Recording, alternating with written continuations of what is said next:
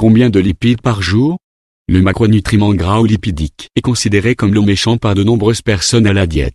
Mais ce que beaucoup ignorent, c'est sa fonctionnalité dans leurs objectifs, qui sont la perte de poids, la prise de masse musculaire, hypertrophie musculaire et le maintien du poids. Voilà la raison de ne pas exclure la consommation d'aliments riches en lipides. Leurs bienfaits sur la santé et les performances dans le sport et la quantité de matières grasses indiquées par jour. Pour maintenir un mode de vie sain pendant longtemps, un bon équilibre entre les protéines, les glucides et les lipides sont importants. Mais de combien de lipides par jour avons-nous besoin? Qu'est-ce que les lipides? Les graisses ou les lipides sont des composés organiques, d'origine animale ou végétale. Cette formation est causée par la synthèse de glycérol et d'acides gras, ce qui donne des triacylglycérols. Dans le corps humain, ils remplissent 3 fonctions de base: source d'énergie et transport des vitamines liposolubles A, D, E et K et des acides gras essentiels. Que se passe-t-il si vous ne mangez pas assez de lipides? Manger des aliments gras ne fait pas forcément grossir. La graisse corporelle est créée par un excès d'énergie, calories, qu'elles proviennent des glucides, des protéines ou des lipides. Il y a cependant plus de calories dans 1 gramme de graisse que dans 1 gramme de protéines ou de glucides. 4 kilocalories dans 1 gramme de protéines. 4 kilocalories dans 1 gramme de glucides. 9 kilocalories dans 1 gramme de lipides. Pour perdre du poids, il semble désormais tout à fait logique de réduire les graisses dans votre alimentation actuelle. Parce que cela rapporte le plus de profit. Cependant, si vous ne faites pas attention et que vous prenez trop peu de graisse, voici ce qui arrive à votre corps. Le risque de maladie cardiovasculaire augmente parce que votre taux de mauvais cholestérol augmentera, provoquant l'obstruction de vos artères. L'absorption des vitamines diminue. Les hormones se déchaînent et cela peut vous rendre plus déprimé. La production naturelle de testostérone peut diminuer. Combien de lipides par jour est le minimum? À tout moment, assurez-vous qu'au moins 20% de vos calories proviennent des graisses pour alimenter les points que nous avons cités précédemment.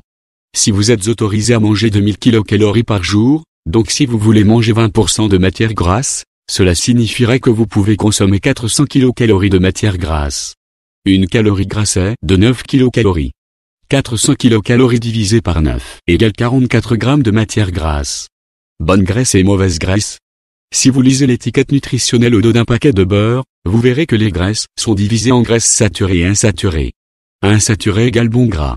Les graisses simples et multiples provenant de l'huile d'olive, des noix, des œufs et de l'huile de poisson, entre autres, sont bonnes pour votre corps, car elles ont un effet préventif sur les maladies cardiovasculaires.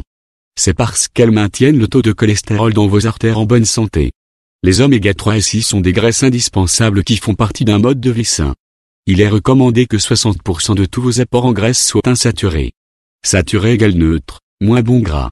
Les graisses saturées ont mauvaise réputation car on pense souvent qu'elles augmentent votre taux de mauvais cholestérol. Des études récentes montrent que cela est de plus en plus remis en question. Le plus grand coupable dans les graisses est la graisse trans. Il est recommandé que 10% de votre apport en graisse provienne de graisses saturées. Gras trans égale pire graisse. Il faut y prêter attention. Les graisses trans sont les pires graisses que vous puissiez obtenir. Elles peuvent augmenter considérablement le risque de maladies cardiovasculaires, car elles peuvent augmenter considérablement votre taux de cholestérol. Ces graisses se trouvent le plus souvent par exemple dans les graisses de friture, les gâteaux, les biscuits etc. Il est conseillé d'en consommer au total seulement 2 à 3 grammes par jour.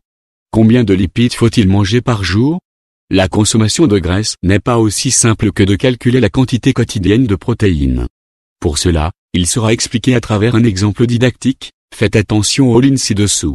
Nous supposons que Stahl a mis en place son régime avec 3100 calories par jour. Pour qu'il détermine la bonne quantité de graisse, il doit allouer 30% du total aux graisses. Passons au calcul. Il n'y a pas besoin d'effectuer nos règles de 3 pour obtenir la valeur. Je vais vous apprendre une astuce mathématique. 3100 égale 100% et exemple égale 30%.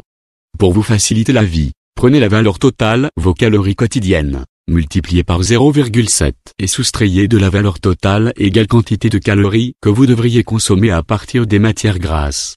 Quels aliments contiennent des graisses précieuses? Quel que soit le régime alimentaire, il est important de consommer une variété de graisses saines chaque jour.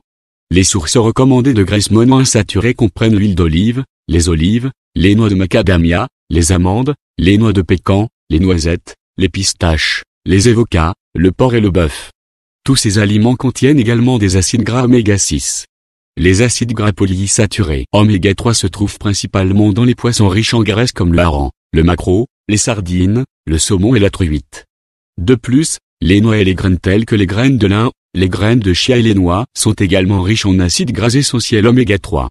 Les sources saines de graisses saturées comprennent l'huile de noix de coco, le lait, le yogourt et l'agneau.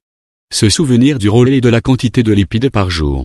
Les lipides jouent un rôle fondamental dans notre corps. Ils transportent des vitamines, préservent les organes du froid, aident à augmenter les hormones comme la testostérone, etc. Les valeurs indiquées pour être consommées par jour sont de 30% de vos calories quotidiennes. Le bon sens a été démenti à propos de ce macronutriment. Par conséquent, son utilisation dans les régimes alimentaires est essentielle.